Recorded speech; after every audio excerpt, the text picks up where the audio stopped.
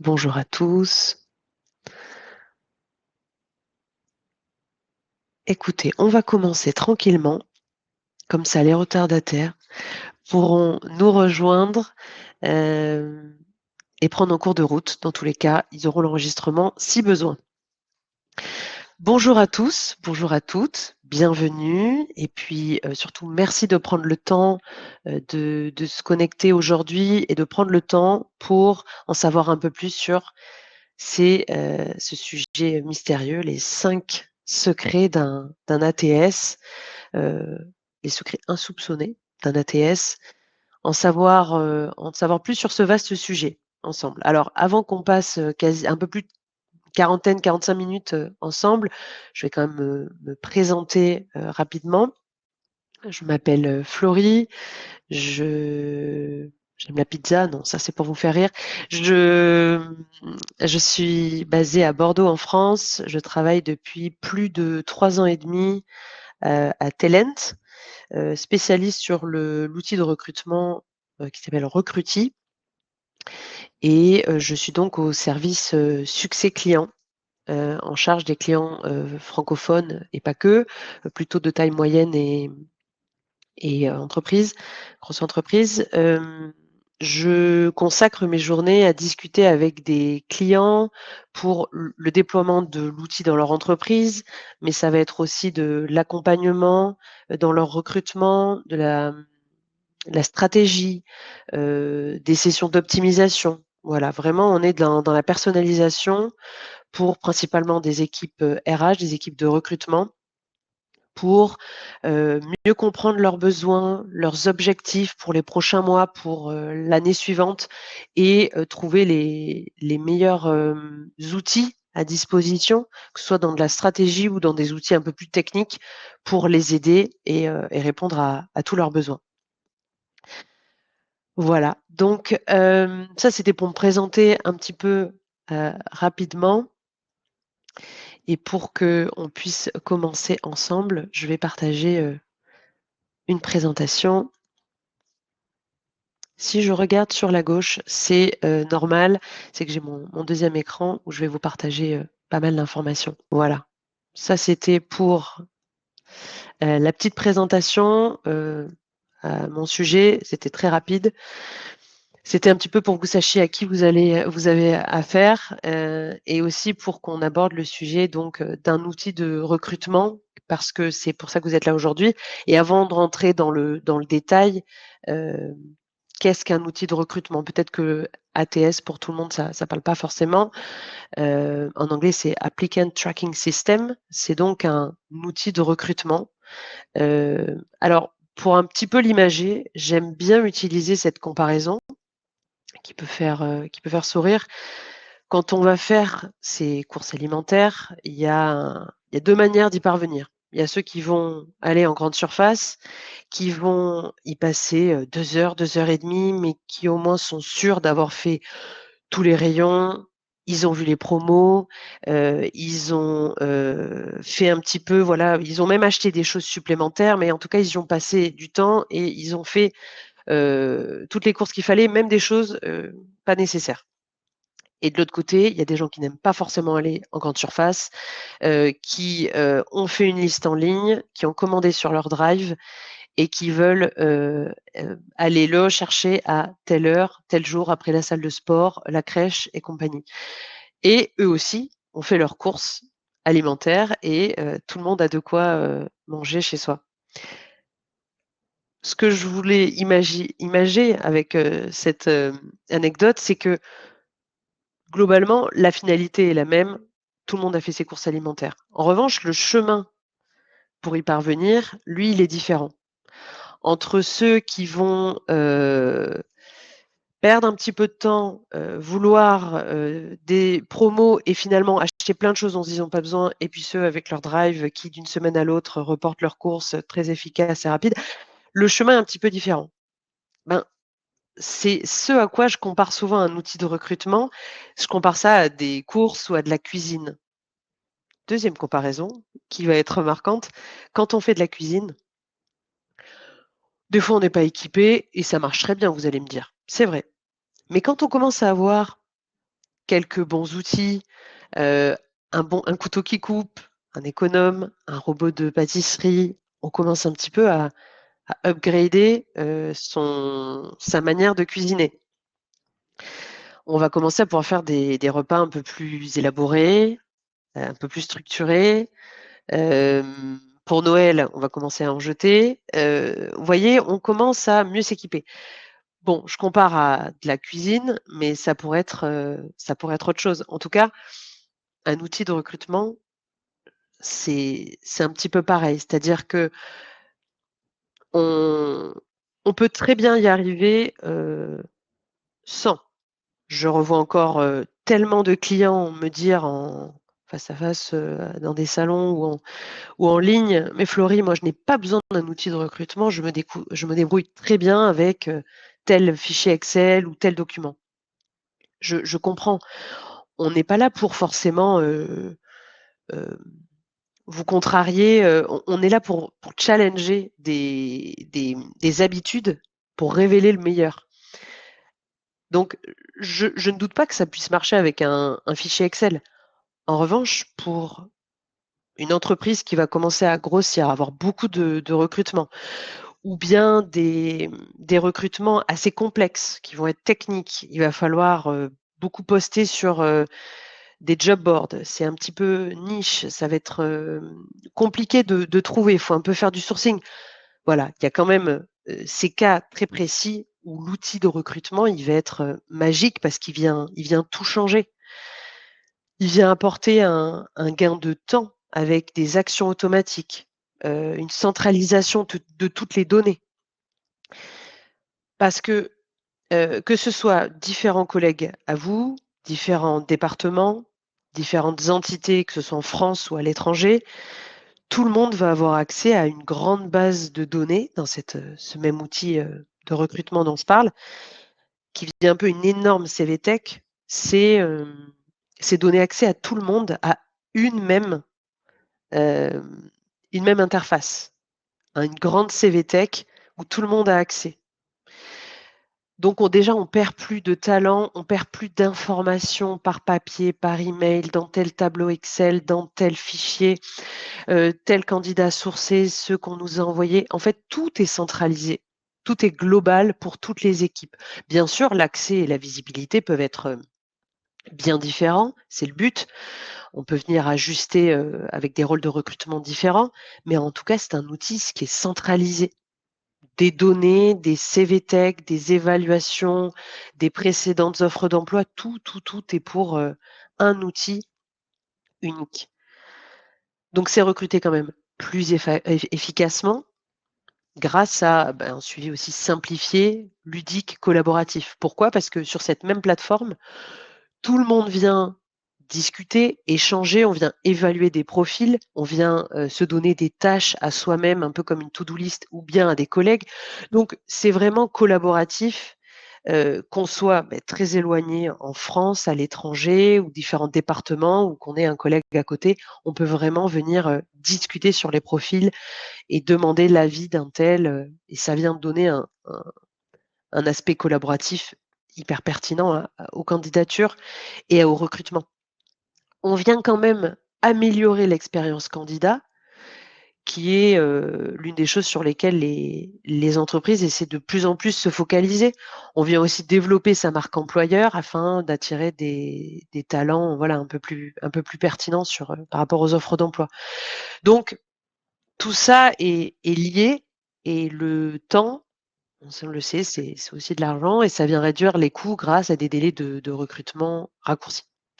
Donc c'est un vaste sujet, un outil de recrutement. J'espère l'avoir bien scindé, bien expliqué, mais vous venez structurer votre, recrutement. Je travaille donc pour Talent.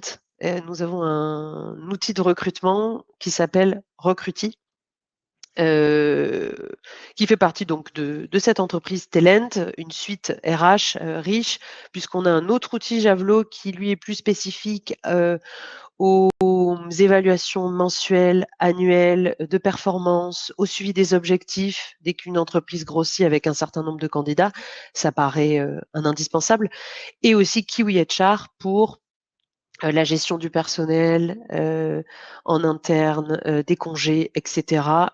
Ça devient donc une suite très, très complète.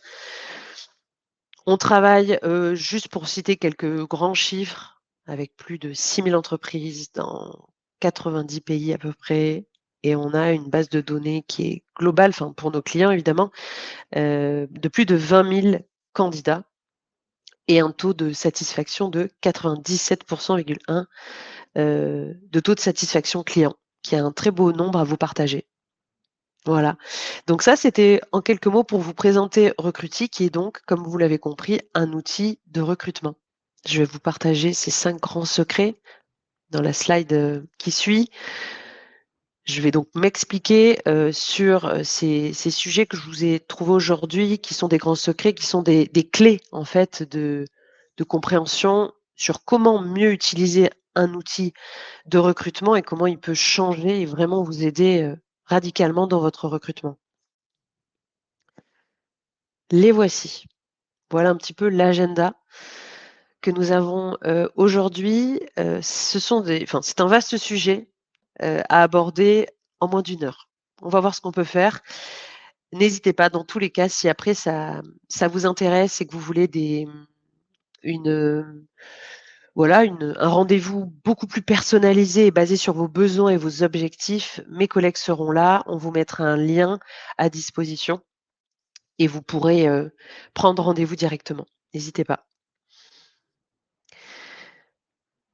Donc, cet agenda, les coulisses d'un ATS, voilà un petit peu ce que je vous présente. Le premier, c'est la gestion des refus des candidatures. Alors, cas flagrant qui va vous faire mieux comprendre pourquoi je commence par cet exemple flagrant.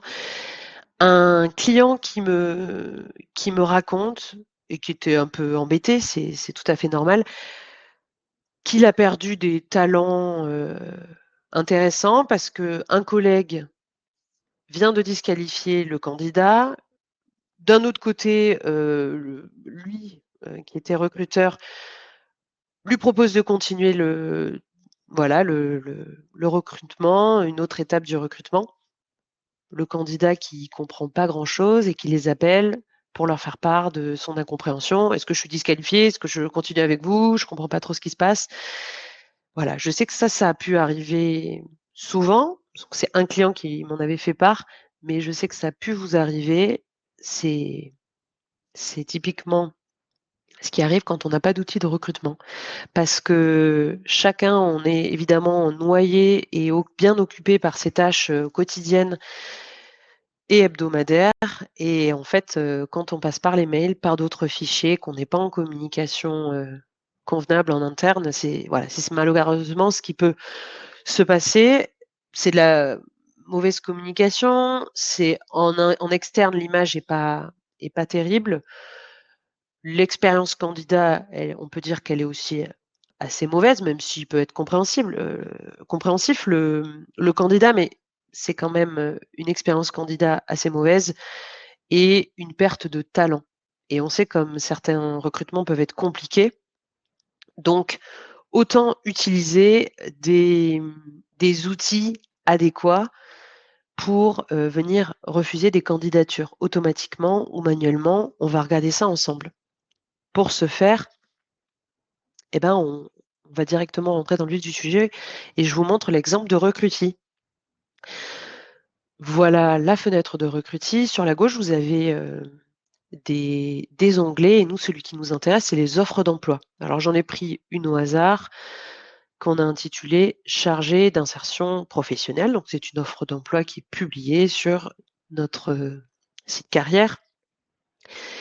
Et ce que vous voyez ici, vous voyez comme un tableau avec différentes étapes, ce sont les étapes de recrutement. Donc c'est une pipeline de notre recrutement qui a été configurée par une équipe RH. On va se focaliser sur les candidats qui sont entrés ici dans «Postuler». C'est tous ceux qui ont candidaté par eux-mêmes par le site carrière ou aussi ceux qui ont pu être ajoutés manuellement par l'équipe. Ici, on a plusieurs candidatures. Je vais venir très rapidement. Ultérieurement, ça a déjà été fait, mais je vais venir consulter les profils des candidats. Je vais venir regarder un petit peu leur candidature. Je laisse une évaluation quand il y a besoin pour telle offre d'emploi. On reviendra dessus et je viens un petit peu regarder voilà ces candidatures qui viennent de postuler ici. Ensuite, je les sélectionne individuellement ou bien par une action groupée. C'est la case juste au-dessus. Alors là, il y en a 6, mais quand il y en a des dizaines, ben voilà, les actions groupées peuvent rendre service et faire gagner du temps. On vient les sélectionner et qu'est-ce que je souhaite faire? Bah, les disqualifier. Donc je vais les refuser. Ici, je dois sélectionner une raison. Alors pourquoi c'est intéressant? Parce que vous êtes beaucoup dans une entreprise, ou des fois, bon, c'est que quelques 2 ou 3 personnes, mais vous venez sélectionner une raison de ce refus. Ce qui vient en interne déjà donner plein d'informations. Dans les statistiques, on va pouvoir retrouver qui a disqualifié les candidats, à quelle étape du recrutement, en combien de temps, pour quelles raisons, etc. Tout ça est quand même très riche. Ça vient après nous permettre de mettre à jour certains processus de recrutement, par exemple. On vient ajuster des choses. Donc ici, l'équipe de recrutement, elle a configuré aussi des raisons de disqualification. Donc on vient choisir celle qui est correcte. Ici, les compétences, elles sont inadaptées. Et vous voyez qu'il y a un petit éclair, c'est une action automatique. Donc quand je vais venir sélectionner, je vais refuser mes candidats. Qu'est-ce qui se passe ici comme action automatique? Parce qu'on en a plusieurs à disposition, mais celle qui nous intéresse aujourd'hui, c'est l'email au candidat. Là encore, on est dans l'expérience candidat. On vient l'informer qu'il est disqualifié. Alors, pour pas que ce soit fait aussi tout de suite, ça peut, mais vous pouvez décider que ce soit peut-être quelques jours qui suivent, peut-être la semaine prochaine, si vous voulez lui laisser un temps. Tout ça est de l'ordre des réglages et des actions automatiques et peut être personnalisé. Vous venez le disqualifier aussi automatiquement.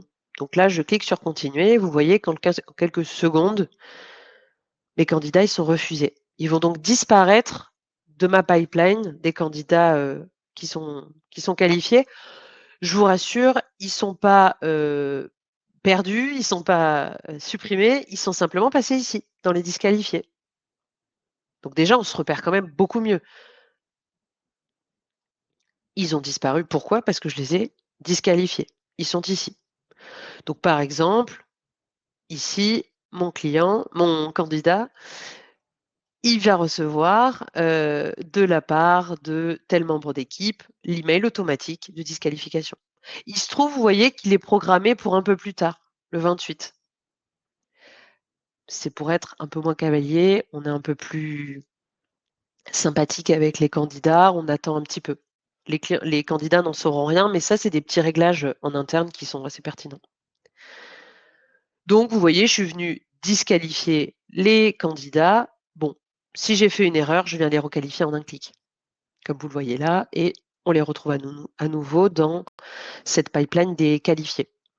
Donc, je suis venue disqualifier donc individuellement ou en masse des candidats. J'ai choisi une raison de refus, ce qui a permis de générer une action automatique de les disqualifier.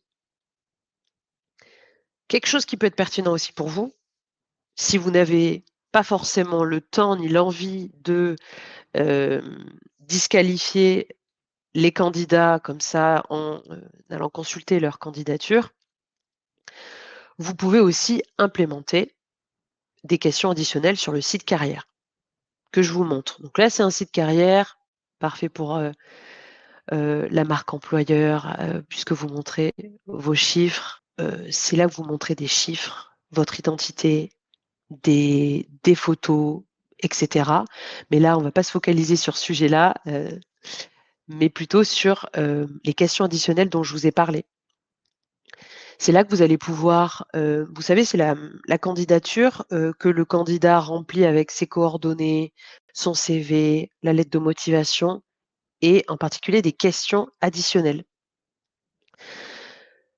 Par exemple, pour une offre de commerciale, vous jugez qu'il faut absolument avoir le permis de conduire parce qu'il doit se déplacer dans toute la région, dans le département, il doit conduire.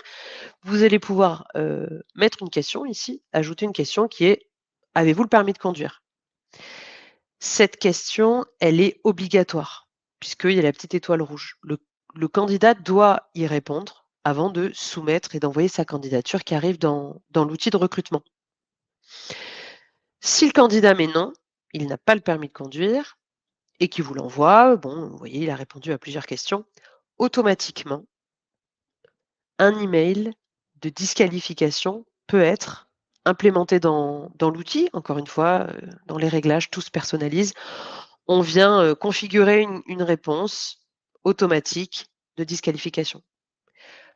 Peut-être pas incessamment, là je vous conseille vraiment de le mettre quelques jours après parce que sinon c'est au moment de la candidature, c'est un peu trop rapide pour être disqualifié. Donc vous pouvez le faire, avec, plusieurs jours de battement. Lui n'en saura rien, mais en interne, vous n'aurez effectivement pas, consulté sa candidature, mais parce que vous n'avez pas non plus de temps à perdre avec, voilà, là des candidats qui n'ont peut-être pas cette compétence qui pour vous est clé, c'est-à-dire le permis de conduire pour tel poste. Donc selon des questions très précises et il y a d'autres questions, hein, qui peuvent venir enrichir, les fiches candidats, mais là, on est vraiment sur, par exemple, d'autres clients qui vont demander, «Avez-vous tel visa, tel permis pour travailler dans tel pays ou en Europe?» Si les candidats mettent «non», ils peuvent être automatiquement disqualifiés par le biais de cette, heu, de cette question-là. Voilà. Donc c'est quand même assez intéressant. Je regarde un petit peu ce qui se passe dans le chat. Vous avez par le temps découvert ces 5 secrets, on y est. J'espère que ce sont de fausses données. Bien sûr, ce sont des faux candidats, hein. En termes de RGPD, on est très précautionneux, c'est très important. On est dans un compte test. Je ne peux pas me connecter au compte de mes clients sans un consentement, qui passe via une fonctionnalité. C'est donc des données, des faux candidats, absolument. Voilà pour cette première ici, ce premier secret qui est la gestion des refus de candidature et comment ça peut vous faire gagner un temps précieux. C'est par déjà ces petites choses un peu concrètes et techniques dans un outil de recrutement en installant des actions automatiques, surtout. Le deuxième secret, c'est l'évaluation non biaisée. C'était une cliente qui m'a déjà avoué, avoir été influencée par l'avis de sa collègue au moment d'évaluer un candidat et oups, je me remets là et ça arrive, souvent. Dans un processus de recrutement, l'opinion de chacun des membres de votre équipe, on sait comme elle peut forcément et fortement influencer l'opinion des autres.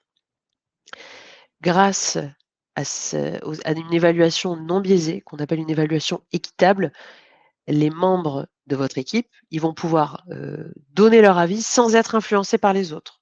Puisqu'au moment où ils vont laisser leur évaluation, ils ne voient aucune autre évaluation. C'est au moment où ils la laissent que là, ils peuvent voir un peu plus de d'informations sur l'avis de leurs collègues.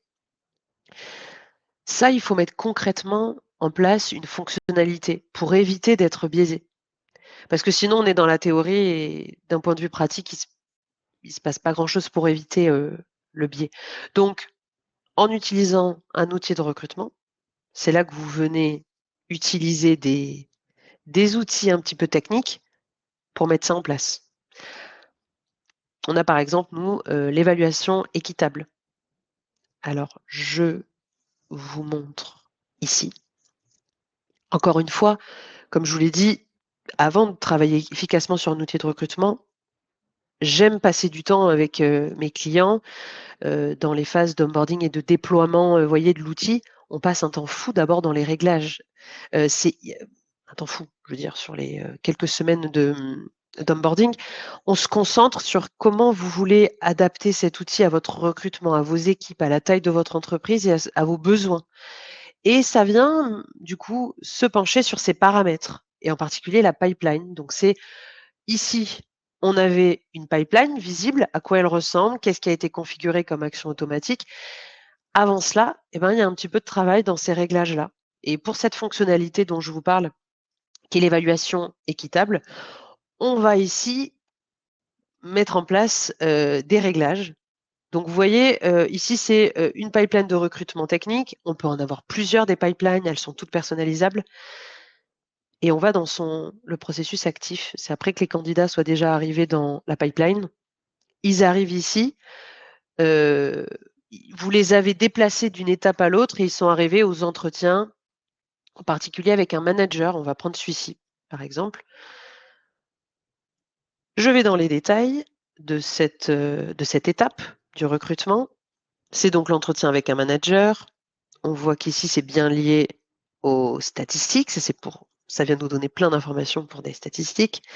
Et je viens mettre en place mes évaluations équitables avec un oui ici. Et je viens sauvegarder. On voit bien ici qu'à mon étape du recrutement, les évaluations équitables ont bien été configurées. Ce qui fait que quand je vais inviter un manager à cette étape du recrutement, vous voyez que ça s'enclenche par étapes. Le manager arrive, il peut laisser son évaluation et personne n'a encore pu voir l'évaluation des autres. On n'est pas biaisé, on n'est pas influencé par ses collègues, par une opinion un peu forte qui vient éclipser les autres, ce qui peut souvent arriver.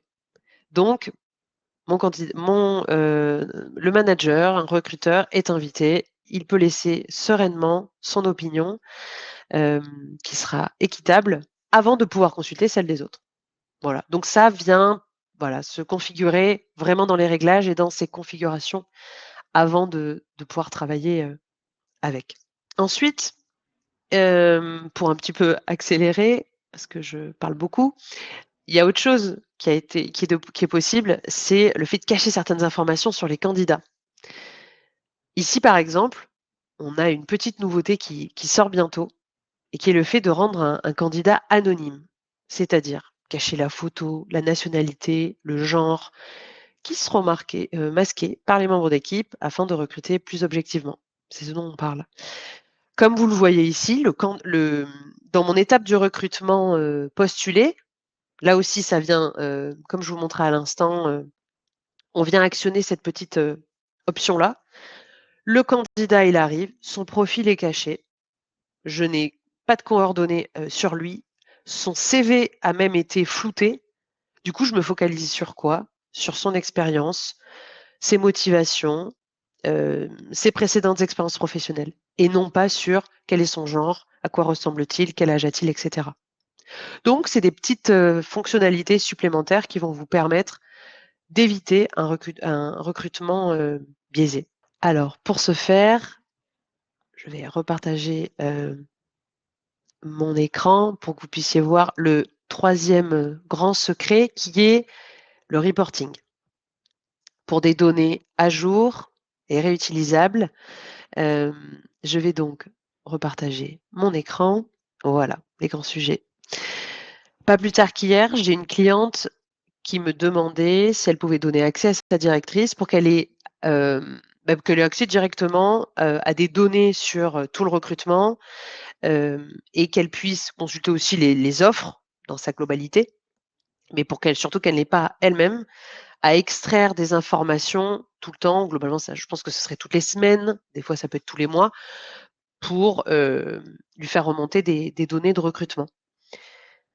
Alors, bien sûr que c'est possible. Et c'est pour ça qu'un outil de recrutement, en particulier collaboratif, il est pertinent. C'est que vous pouvez donner accès à tout le monde. Il y a un nombre illimité d'utilisateurs avec un accès, une visibilité qui peut être justement ajustée et qui est différente. Donc oui, cette directrice, vous lui donnez accès dans un outil où elle ne pourra consulter que le tableau de bord que vous lui avez construit de toutes parts et évidemment toutes les offres d'emploi qu'elle peut venir trier, grouper par des thématiques, des départements, des lieux en France, etc. Mais le plus important, C'est comment rapidement présenter des chiffres pour un codir, pour une réunion, ou bien façonner un tableau de bord pour soi-même, pour des membres d'équipe ou pour faire remonter une information importante. Pour ce faire, je vous montre directement dans cet onglet des statistiques sur Recruity. Là, je vous ai montré un petit peu les offres d'emploi, les statistiques, comment ça fonctionne.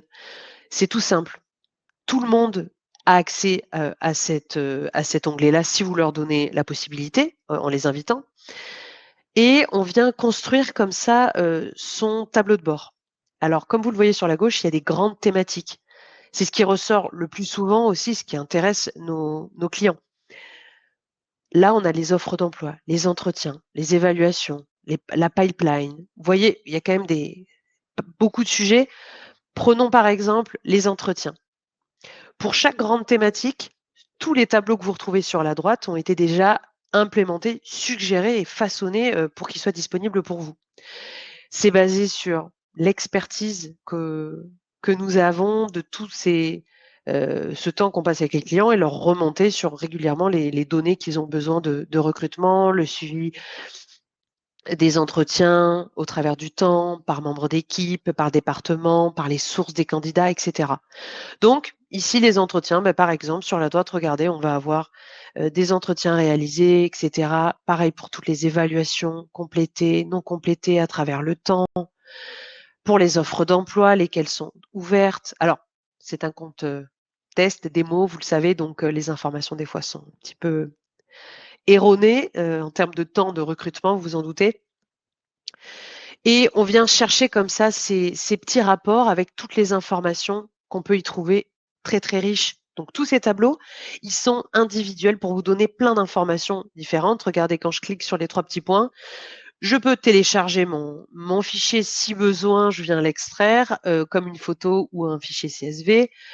Si besoin, je viens le dupliquer et je viens un petit peu modifier certaines informations ici dans mon tableau. En fait, je viens jouer avec mes indicateurs, c'est-à-dire des fois, je viens mettre à jour un filtre, une période en particulier, une donnée très précise que je veux retrouver, donc tout est possible.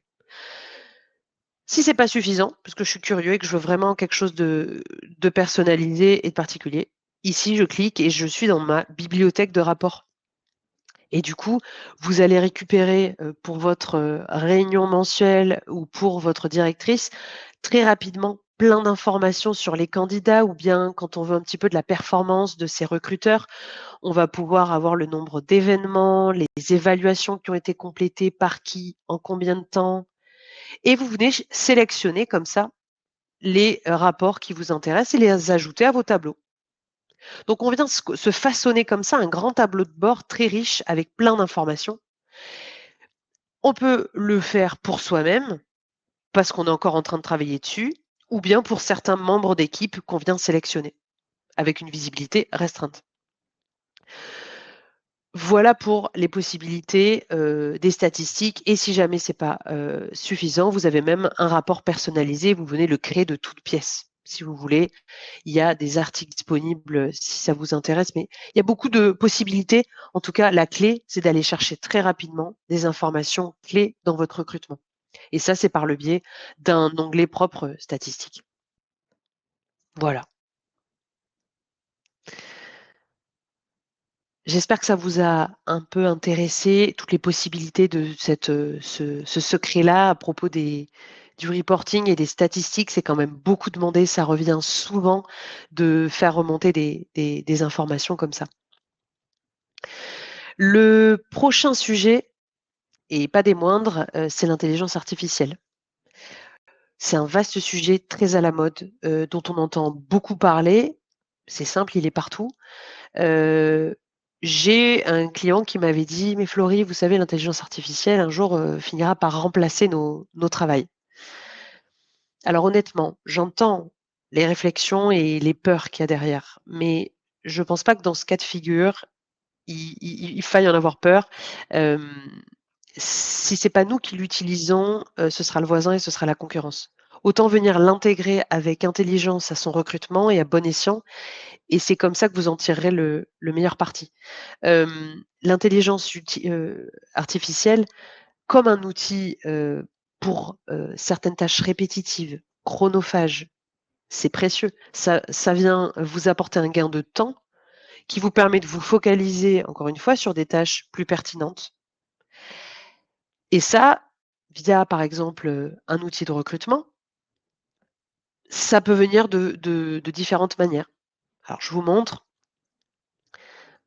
Hop, je vous repartage, mon écran. Je vous montre, dans une offre d'emploi, je prends celle-ci à nouveau. Ce qu'on va pouvoir vous proposer aujourd'hui dans les étapes de création d'une offre d'emploi, ça va être, au niveau de la description d'une offre d'emploi et des prérequis, là, tous ces critères d'embauche. Ça peut être assez répétitif, vous n'avez pas toujours l'inspiration, des fois c'est beaucoup de copier-coller. N'hésitez pas, on a à disposition un outil d'intelligence artificielle qui vient, quand vous cliquez dessus, avec ces quelques lignes qui apparaissent automatiquement, directement vous mettre à disposition en fait un petit descriptif. Bon, vous pouvez le mettre à jour si besoin, mais automatiquement, ces quelques lignes se créent automatiquement sur votre entreprise, l'offre d'emploi, etc. Et vous venez créer comme ça automatiquement, avec l'outil que nous utilisons, c'est OpenAI, une offre d'emploi. Vous pouvez toujours venir améliorer en changeant le ton, qu'il soit plus amusant, un peu plus formel ou la longueur du texte. Mais je vous invite à essayer et vous venez ajouter directement, en fait, votre description d'une offre d'emploi. Donc, voilà, n'hésitez pas à les utiliser, à voir ce que ça peut vous apporter. Pour l'instant, c'est dans cette fonctionnalité-là, dans ces 2 encarts, c'est pour créer une offre d'emploi. Nos équipes, déjà, travaillent à plein d'autres projets. Ça peut être utilisé, l'intelligence artificielle, pour de l'intégration d'autres outils, de screening de CV, par exemple, via, un partenaire HiredGPT. Ça peut être, via des notes de recrutement avec, l'outil MetaView que vous pouvez intégrer. Ça peut être Assess First pour des tests, pour les candidats. Donc aujourd'hui, l'intelligence artificielle, vous le savez, elle est partout, utilisée par tout le monde, via tous nos outils.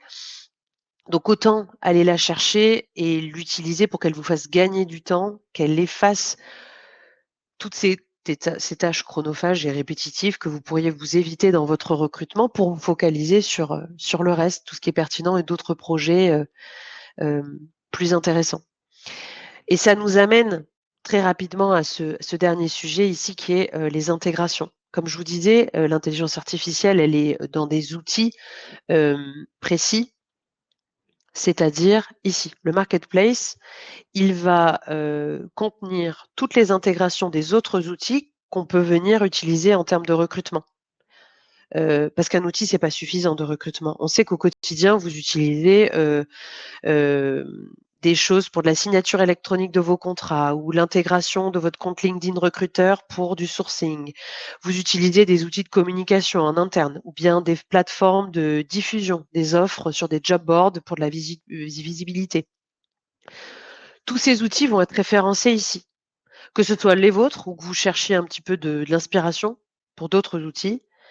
N'hésitez pas à aller faire un tour sur ce marketplace, donc de notre entreprise Talent, heu, qui va vous suggérer, ces outils précieux qui peuvent être intégrés et on travaille ainsi dans un dans un interface avec tous les outils qu'on utilise tous les jours, hem, correctement et donc certains, comme vous l'imaginez, utilisent l'intelligence artificielle. Voilà, on arrive, quasiment,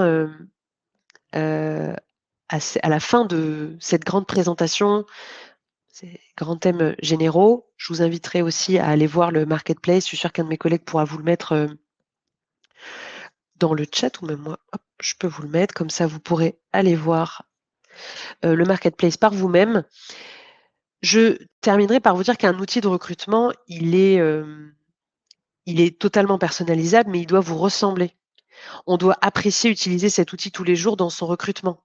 Heu, Essayez-le, passez-y du temps, il faut l'adapter à vos besoins, à votre équipe, à vos collègues. Donc, n'hésitez pas, par exemple, à Recruiting, vous pouvez faire un compte démo pendant à peu près 18 jours, l'essayer, en vrai, c'est l'adopter, je vous garantis, mais allez voir en quoi un outil de recrutement peut chambouler pour le meilleur votre recrutement. Et puis, si vous avez besoin d'une personnalisation, un rendez-vous un peu plus personnalisé avec l'un de mes collègues, vous aurez un lien de disponible qui s'affiche maintenant. Si vous voulez, voilà, prendre rendez-vous avec l'un de mes collègues et discuter de vos objectifs, que ce soit pour les prochains mois ou pour la prochaine année, de votre développement, structurer votre recrutement par des processus un peu plus voilà, structurés, un peu plus complets qui vous ressemblent avec un outil, c'est l'occasion. Voilà, merci à tous d'avoir été là aujourd'hui, à toutes. J'espère que ça vous a intéressé, que c'était basé sur vos besoins. Je vais arrêter le partage. Voilà. Merci à tous. Je vous souhaite une bonne journée. Bon courage. Amusez-vous bien sur un outil de recrutement. J'espère que ça vous aidera au quotidien pour recruter efficacement et plus rapidement. Et puis, je vous dis à bientôt. Merci à tous et à toutes.